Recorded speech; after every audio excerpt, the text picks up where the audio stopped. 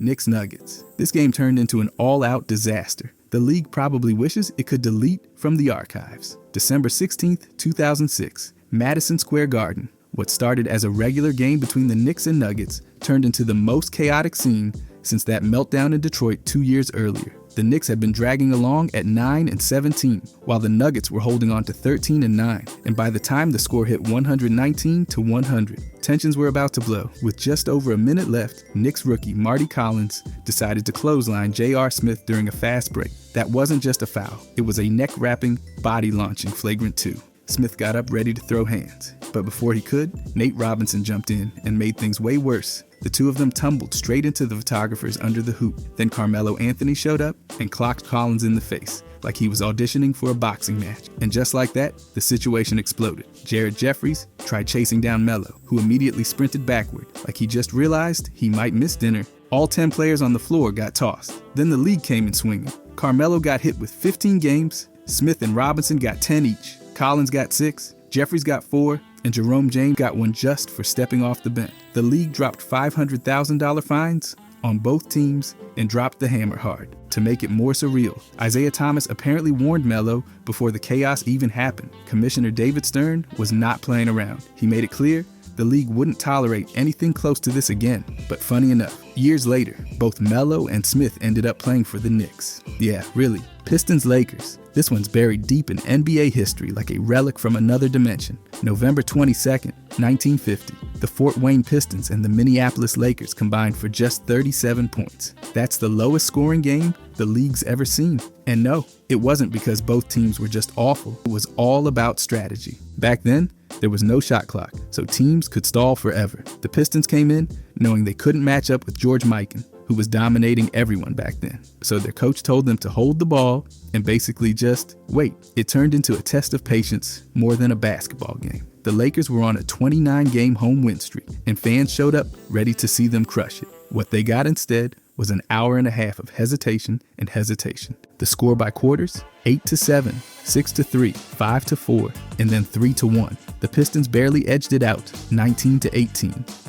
With Larry Faust dropping in the game winner with 6 seconds left. Mike In scored 15 of his team's 18 points, which is wild considering how little action there actually was. The fans weren't thrilled. They booed the whole thing. One guy said it was a great passing clinic, but he really wished he'd seen one on shooting. The Lakers coach called it an embarrassment. Even the league commissioner wasn't having it. This mess helped push the NBA to adopt the 24-second shot clock 4 years later, finally forcing teams to play basketball. By the way, if you guys want to subscribe, I'm going to be posting every day. Thanks. Anyways, Warriors Cavaliers. The two teams met for the 4th year in a row, but this one ended fast. Golden State took all 4 games and didn't look back. It was the first sweep in the finals since San Antonio wiped out Cleveland back in 2007. The Warriors made it look easy, locking up their 3rd title in 4 years and stamping themselves as a full-on dynasty. Kevin Durant got finals MVP again, averaging just under 29 points, nearly 11 rebounds, and over 7 assists a game. LeBron James still put on a show. He averaged 34 points, 10 assists, and 8.5 rebounds. But it wasn't close. The Warriors handled business from start to finish. That last game, Golden State won by 23. Durant got a triple-double. Curry dropped 37. They led by 21 at one point. The Cavaliers had no answers. After it was over, LeBron left Cleveland again. This time, he signed with the Lakers. And that marked the end of this 4-year saga between the two teams. It's wild, thinking about how dominant the Warriors were, not just beating teams, but ending series before they could really start. The sweep didn't just win them another ring, it made sure their place in history was sealed. 4 straight finals matchups between the same two teams had never happened before. It hasn't happened again, and with how that series went, it's probably for the best. Cavaliers Heat. This one wasn't just a blowout, it was a full-on demolition. The Cleveland Cavaliers closed out their first round series with a brutal 138-83 win over the Miami Heat. That 55-point beatdown didn't just seal the sweep, it made playoff history. It's now the 4th largest margin of victory ever in the postseason, and it also became the biggest win ever to end a series. Cleveland outscored Miami by 122 points over the 4 games. That's the largest point differential in a series in league history. The first quarter alone ended 43-17, and by halftime, it was 72-33. It only got uglier from there. The Cavaliers led by as much as 60. Yes, 60. Donovan Mitchell scored 22 points in just 25 minutes. Hunter, Ty Jerome, Evan Mobley, and Jarrett Allen all pitched in with strong performances. Allen's line, 14 points, 12 rebounds, and 6 steals. The defense was relentless. On the other side, the Heat completely collapsed. Tyler Hero scored 4 points on 1 for 10 shooting. His plus-minus of -44 was the worst ever in a home playoff game. Miami had more turnovers than assists and got cooked from deep across the series. Spo called it embarrassing. Charles Barkley called it quitting. And now, the Cavaliers move on while the Heat go home. Again, Pacers-Pistons. This one didn't just shake the league, it cracked the foundation. November 19th, 2004, Indiana and Detroit were wrapping up a game when things got out of control. The Pacers were up 97-82 with under a minute left when Ron Artest fouled Ben Wallace hard on a layup. Wallace shoved him, and the bench is cleared. What looked like just a heated scuffle turned into a full-blown mess. As things started cooling off, Artest laid back on the scorer's table. Then it happened. A fan threw a cup, Diet Coke apparently, and it hit Artest. That was it. He jumped into the stands and went straight for the wrong guy. Chaos followed. Steven Jackson and Jermaine O'Neal charged in after him, and punches started flying. Fans got hit. Players got hit. It went from basketball to pure chaos in seconds. The NBA came down hard. Artest got suspended for the rest of the season, 86 games total. Jackson got 30. O'Neal's suspension dropped from 25 to 15 after appeal. In all, 9 players were suspended for 146 games. The league lost around $11 million in salary. 5 players were charged, so were 5 fans. Some got banned for life from Pistons games. The Pacers season fell apart after that, and the league added new rules on security and fan behavior. It also sparked changes, like the dress code. And years later, Netflix dropped a documentary about it, because of course they did. Grizzlies Thunder. December 2nd, 2021, the Memphis Grizzlies absolutely humiliated the Oklahoma City Thunder by a record-setting 73 points. The final score was 152-79. And yes, that's real. It's now the largest margin of victory in NBA history, breaking a record that stood for 30 years. Memphis came out firing and didn't stop. They shot over 62% from the field, hit more than half of their threes, and racked up 93 points off the bench. Jaren Jackson scored 27 points and barely missed. Santi Aldama and Brandon Clark each had double-double. Melton added 19 points in just 20 minutes. And they did it all without needing a star takeover, just pure team domination. Oklahoma City looked lost. They shot under 33%, turned it over 19 times, and got out-rebounded more than 2-1. They had more turnovers than assists and got blown out in every quarter. By halftime, Memphis led 72-36. By the end of the third, 113-62. And the game closed at 152-79. It never let up. That 73-point gap passed the previous record, a 68-point loss the Heat took in 1991. And to twist the knife, it wasn't even the Thunder's first brutal loss that year. They'd also lost at home by 57 points just months earlier. Rough stretch. Lakers-Kings. Game 6 of the 2002 Western Conference Finals might be the most talked about playoff game the NBA wishes would just disappear. On May 31st, the Lakers pulled out a 106-102 win over the Kings at Staples Center, but the way they got there sparked a storm of outrage. The Kings were up 3-2 in the series, but after this game, all anyone could focus on was the officiating. The Lakers got 40 free throws in the game. That's a lot, but in the fourth quarter alone, they took 27. Meanwhile, the Kings shot just 9. Divac and Pollard both fouled out, and Chris Webber had to play careful with 5. On top of that, there was a brutal no call where Kobe Bryant elbowed Mike Bibby in the face. Not only was there no whistle on Bryant, Bibby got called for the foul. The building lost it. Then came the conspiracy stuff. In 2008, former referee Tim Donaghy claimed the game was rigged to get to a Game 7. He said the league wanted more money, more ratings, more everything. David Stern called him a singing witness looking for a deal. Even consumer advocate Ralph Nader got involved. He wrote to the commissioner asking for an investigation. Media outlets ripped the officiating. Some flat out said the game stunk. The Lakers went on to win Game 7 in Sacramento in overtime,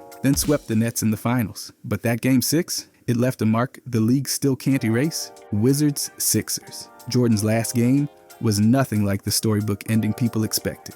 It happened on April 16, 2003, with the Wizards visiting the Sixers in Philly. The Wizards already knew they weren't going anywhere that season, finishing 37-45. No playoffs, no drama, just a quiet ending for a team that never found its rhythm. Jordan, at 40 years old, played 28 minutes. He scored 15 points on 6 of 15 shooting, with 4 rebounds and 4 assists. Respectable, but nothing close to his glory days. One moment stood out though. Eric Snow intentionally fouled him so he could hit 2 final free throws before walking off. The crowd, all 21,257 of them, gave him a standing ovation. That was the real highlight. Philly controlled the game. Allen Iverson dropped 35 and made sure there was no magical comeback. The whole thing felt strange, honestly. Jordan's career was filled with wild finishes and unforgettable moments, but this, it felt like a curtain closing on a play that used to bring the house down. Then came the twist. After the season, Wizards owner Abe Pollin fired Jordan from his front office role. Just like that. No parade, no big thank you. The greatest ever, wrapped up in a regular season loss and a pink slip. Harsh, a Mavericks Sun. This was pure domination from start to finish. On May 15th, 2022, Dallas walked into Phoenix and sent the top-seeded Suns packing with a 123-90 beatdown. That Game 7 wasn't just a win, it was a historic collapse for the Suns and a statement for the Mavericks. The Mavericks jumped out early with a 27-17 lead. After one, and by halftime, they were up by 30. That's the largest halftime lead ever in a Game 7. Luka and Spencer Dinwiddie combined for 48 in the first half. Yeah, that's as many points as the entire Suns team had at the break. Luka finished with 35 in just 30 minutes. Dinwiddie added 30 off the bench, and Brunson threw in 24 of his own. Dallas shot nearly 57% from the field, almost 49% from deep, and hit every single free throw. Phoenix couldn't keep up. Their all-star duo looked like they forgot it was an elimination game. Chris Paul managed just 10 points. Devin Booker, 11 on 3 of 14 shooting. They had no answer. The Mavericks' 33-point win goes down as one of the biggest Game 7 margins ever. It was also their first road win in Phoenix since November of 2019. Luka became the first player since Shaq in 2002 to drop 35 or more in a Game 7 against the league's best regular season team. And the Suns, they just had to stand there while Dallas lit them up. Bulls Heat, April 10th, 1999, was straight up ugly for Chicago. They weren't just bad, they set records for it. The Bulls lost to Miami, 82-49 at home. And that 49, still the lowest point total by any team since the shot clock came in back in 1954. They shot just 23%, 18 field goals total. They missed their first 14 shots and went nearly 10 minutes before the ball actually went through the hoop. It got worse. They went 0 for 9 from 3, had 8 points in the first quarter, 23 by halftime, and trailed by 34 after 3. Cornell David was their top scorer with 13. Tony Kukoc started and went 4 for 16. That's the best they had. This wasn't just a bad night. It was the full collapse of a dynasty. Jordan was gone. Pippen was in Houston. Rodman had wandered off to Los Angeles. Phil Jackson, gone too. Tim Floyd was now coaching what was basically a memory of a team. The Bulls finished that lockout-shortened season at 13-37. First time they missed the playoffs since 1984. Reactions were brutal. Bulls players knew it was humiliating. Bill Wennington admitted the record stung. Ron Harper just didn't know what Jordan would even say. Pat Riley, coaching the Heat, didn't sugarcoat it. He said anyone with a brain could see Chicago had just torched the whole thing and started over. And yeah, they really did. Bobcats Knicks, April 26, 2012, was the final exclamation point on a nightmare season for Charlotte. They lost to New York 104-84 and locked in the worst winning percentage in league history. 7 wins, 59 losses, and a brutal .106 mark. That loss also made it 23 straight defeats, a franchise record, and tied for 6th longest losing streak ever. It wasn't even close. They were down by 17 after the first quarter and never got within striking distance again. Gerald Henderson led with 21 points, but the rest of the team, no help. Jamario Moon pulled down 8 boards and Augustin handed out 7 assists, but there was nothing that could salvage the game or the season. This whole meltdown came in a lockout-shortened year and underlined just how far the Bobcats had fallen after the departure of any real core talent. Paul Silas was coaching a roster full of misfire. Their average loss during the streak was by 16 points, which says everything. Even the draft didn't go their way. Despite finishing with the league's worst record, they didn't get the top pick. Instead, they picked second and took Michael Kidd-Gilchrist. After that season, changes came fast. New coaches, a fresh approach, and eventually, they ditched the Bobcats name and went back to being the Hornets. It all started and ended with that season, an unforgettable stretch of futility that became a permanent fixture in NBA history books. Rockets Warriors, May 28, 2018, Game 7 of the Western Conference Finals. Houston had a double-digit halftime lead, and the crowd was buzzing. Then, the bottom fell out. The Rockets missed 27 straight three-pointers. That's not a typo. 27. It was the longest streak of missed threes in playoff history, and it came at the worst possible time. It started late in the second quarter and just spiraled. James Harden went 2 for 13 from deep. Eric Gordon shot 2 for 12. Trevor Ariza missed all 9 of his attempts. PJ Tucker hit 2 out of 5. Gerald Green made 1 of 4, and Joe Johnson missed his only look. As a team, 7 for 44 from 3. That's barely 16%. Still, the Rockets stuck with it. Mike D'Antoni's strategy, and that night, they really died by it. No mid-range adjustments, no attacking the paint. It was just more threes and more misses. Meanwhile, the Warriors didn't waste their chance. Golden State outscored Houston 33-15 in the third quarter alone. Curry and Durant combined for 59 points and buried the Rockets' hopes of making the finals. Chris Paul's absence loomed large. He injured his hamstring in Game 5, and without him, there was nobody to stop the collapse. No one to slow the pace, calm the offense, or hit a mid-range shot when the threes weren't falling. It was a breakdown in execution, confidence, and strategy all rolled into one. That game still hangs over Houston's legacy, proof of how fast it can all unravel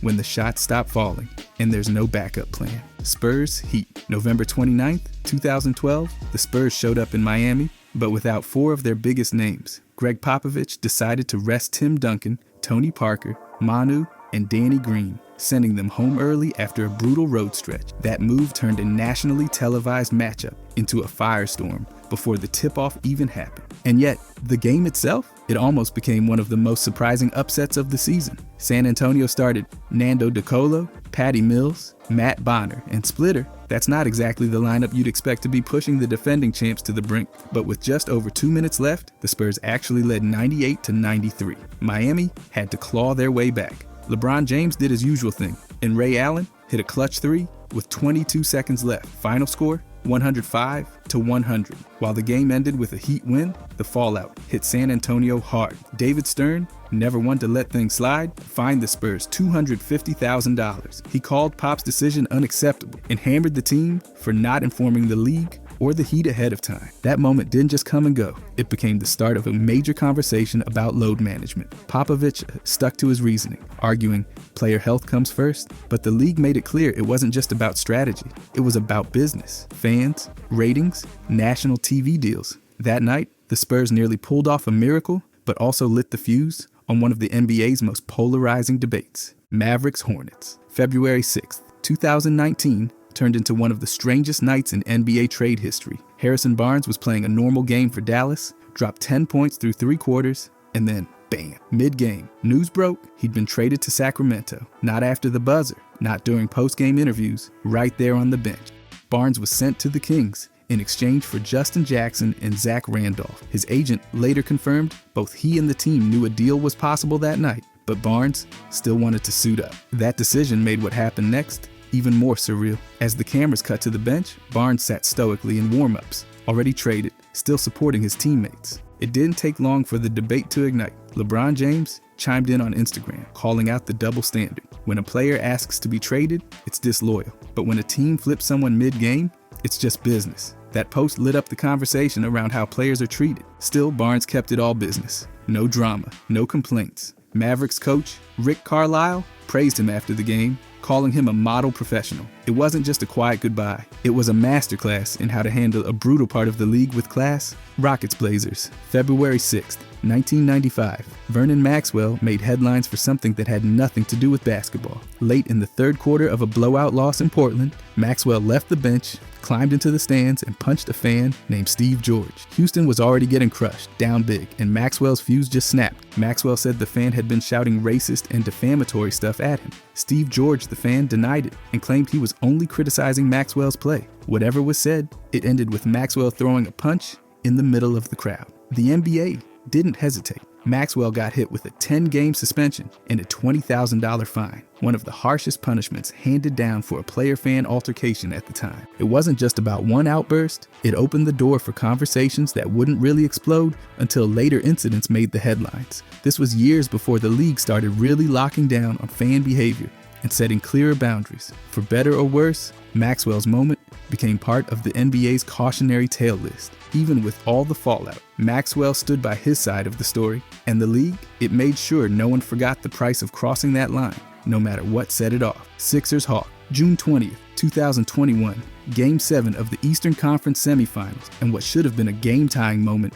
turned into the biggest question mark in Ben Simmons' career. The Sixers were down 88-86. With just over 3 minutes left, Simmons had a clear path under the basket after shaking Danilo Gallinari, with only Trae Young between him and the rim. Instead of going up strong, Simmons dished it to Thibault, who got fouled, and split the free throws. Just like that, a potential momentum shift vanished. The pass didn't just kill the play, it sent shockwaves through the entire arena. You could feel the hesitation, and apparently so could Joel Embiid. After the game, he called that moment the turning point, without naming names, but everyone knew exactly what he meant. That play didn't just change the series, it changed Simmons' trajectory. Criticism piled on instantly, not just for the pass, but for what it represented. Fear, indecision, and a total collapse of confidence in a critical moment. In a city like Philly, where tough love is the norm, it turned into a breaking point between player and fan base. The Sixers never recovered in that game. And Simmons, he never wore their jersey again. Cavaliers Magic.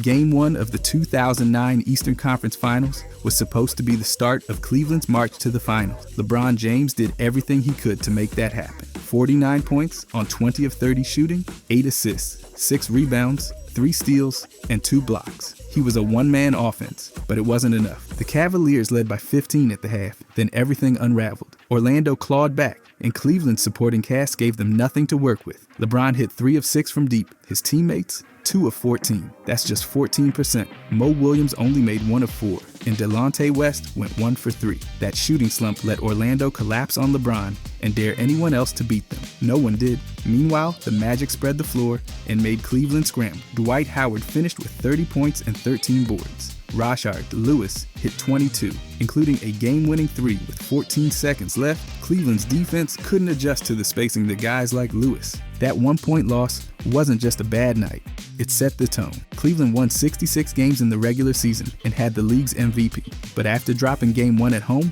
the series slipped away. The Kobe vs. LeBron finals that everyone wanted, gone. The Magic sent the Cavaliers home in 6. Sixers Grizzlies, November 29th, 2015, and Philadelphia officially tied the NBA record for the worst start to a season. They lost to Memphis 92-84, dropping to 0 and 18. That wasn't just a historically bad opening. It also extended their losing streak to 28 straight games, the longest skid across all major North American pro sports at the time. They actually led by 5 with a little over 7 minutes left, but then came the meltdown. Memphis outscored them 15-1 down the stretch, and the Sixers turned the ball over 25 times. That many mistakes doesn't just lose games, it breaks spirits. The roster was full of young guys with promise, but not much experience. Okafor and Noel were the centerpieces, but the team had almost no veteran presence. This was deep in the heart of the process when the front office was all in on tanking to stack high draft picks. Short-term pain for a potential long-term payoff. That night was rock-bottom territory,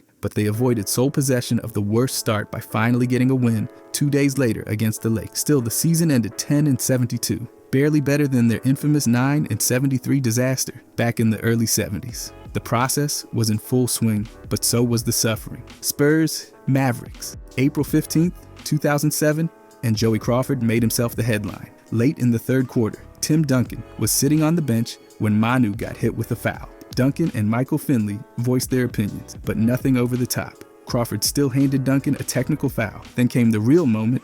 About a minute later, another foul was called. This time, on Fabricio Oberto. Duncan laughed on the bench. That's all, just laughed. Crawford took it as mockery, threw a second tech at him, and tossed him from the game. Duncan later claimed Crawford even challenged him to a fight during the exchange. Crawford said Duncan had been complaining the whole time, even from the bench. That explanation didn't help. The NBA didn't wait long. David Stern suspended Crawford indefinitely for misconduct and fined him $100,000. That suspension kept him out of the rest of the season and the playoff, snapping his streak of officiating 21 straight fines. Duncan got fined $25,000 for verbal abuse, but the bigger spotlight stayed on Crawford. Years later, Crawford admitted the whole thing was a wake-up call. He got counseling, reevaluated everything, and called it one of the 2 regrets in his career. Laughing on the bench turned into a full-blown NBA meltdown. Raptors Sixers, October 25th, 2024 turned into a whistle fest for the ages. Toronto and Philly combined for 99 free throw attempts, setting a new Raptors franchise record for total trips to the line in a single game. The officials got more cardio than some of the players. It wasn't pretty. 66 personal fouls were called, plus 42 turnovers thrown in for good measure. The flow was choppy, the rhythm was non-existent, and every few seconds, someone was stepping up for 2 shots. Somehow, despite all the interruptions, the Raptors came out on top with a 115-107 win. Scotty Barnes led the charge with 27 points, doing it through contact and from the line. Pirtle chipped in 19 with 9 boards, quietly doing his job in the paint while everyone else kept checking their elbows for bruises. The Sixers never really found their groove in a game that barely had one to begin with. Bulls Nets, March 16, 1996, and Dennis Rodman gave the league another headline it didn't want. Late in the first quarter at the Meadowlands, Rodman picked up his second technical after making an obscene gesture, but instead of walking off the court quietly, he marched over to referee Ted Bernhardt and headbutted him. Then he ripped off his jersey, knocked over a water cooler,